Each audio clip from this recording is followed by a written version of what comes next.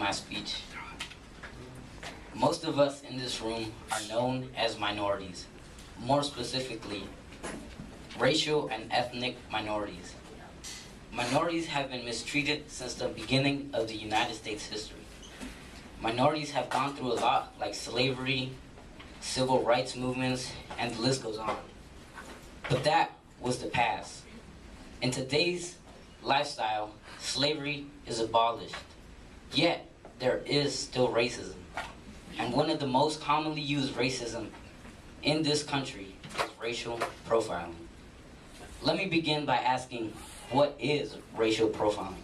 Well, racial profiling refers to the use of an individual's race or ethnicity by law enforcement personnel as a key factor in deciding whether to engage in enforcement.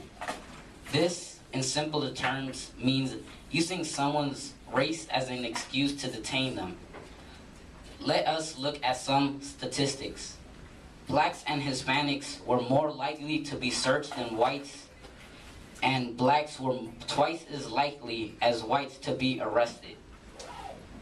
Those statistics are very shocking. Racial profiling has not only been against blacks or Hispanics, but also the people from the Middle East. Ever since the September 11 attacks, many Middle Eastern people have been victims to racial profiling.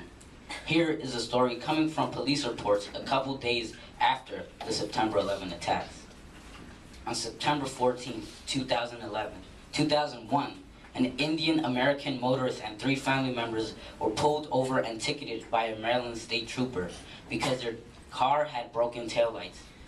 The trooper interrogated the family, questioned them about their nationality, and asked for proof of citizenship.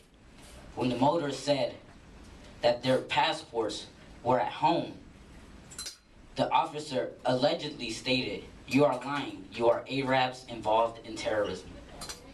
He ordered them out of the car, had them put their hands on the hood, and searched the car. When he discovered a knife in a toolbox, the officer handcuffed the driver and later reported that the driver wore and carried a butcher knife, a dangerous, deadly weapon concealed upon and about his person. The driver was detained for several hours, but eventually released.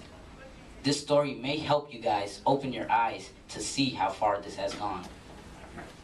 Imagine this happening to your father. An African-American male may be detained for supposedly carrying drugs or weapons. A Hispanic male may be detained for supposedly being an illegal immigrant or being part of a drug cartel. What can we do to stop this? What can we do?